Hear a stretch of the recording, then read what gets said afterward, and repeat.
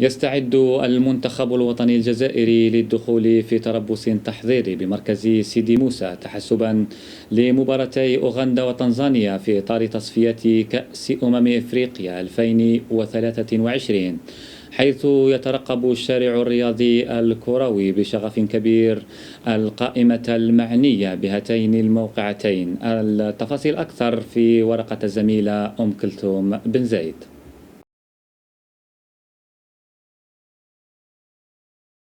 مع اقتراب موعد المباراتين المقبلتين التي تنتظر المنتخب الوطني أمام أوغندا وتنزانيا برسم الجولتين الأولى والثانية من تصفية كان 2023 بساحل العاج،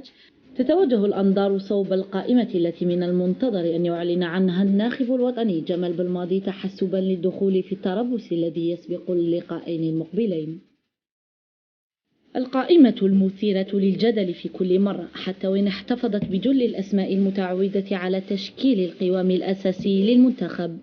فإنها ستعرف تغييرات شبه جذرية مقارنة بتلك التي فشلت في التأهل لمونديال قطر 2022.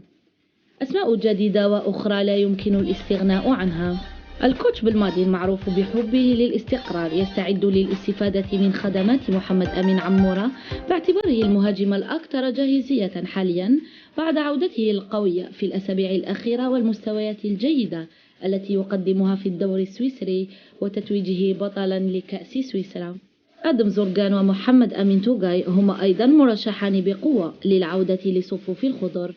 كما وضع اسم مهدي بوجمعة متوسط ميدان نادي هاتاي سبور التركي في القائمة حسب ما أعلن عنه ناديه، بالإضافة إلى بلال عمراني لاعب مارسيليا سابقا والناشط حاليا في نادي FR كلوج الروماني.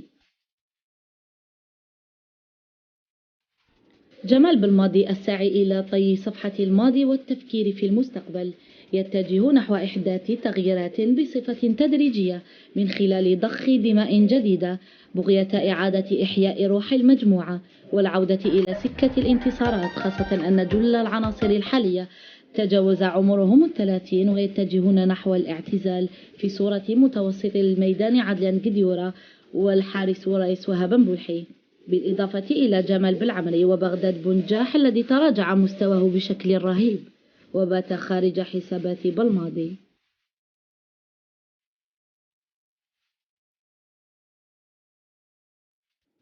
بغض النظر عن الأسماء التي ستحملها القائمة المنتظرة، إلى أن المهم هو أن الناخب الوطني رفع التحدي منذ أن قرر مواصلة العمل على رأس العارضة الفنية للمنتخب، وهو الآن يسعى إلى إعادة هيكلة المنتخب الوطني وتدارك أخطاء الماضي والخروج به من الوضع المزري الذي كان يتخبط فيه والعودة به إلى منصة التتويجات إلى حيث ينتمي.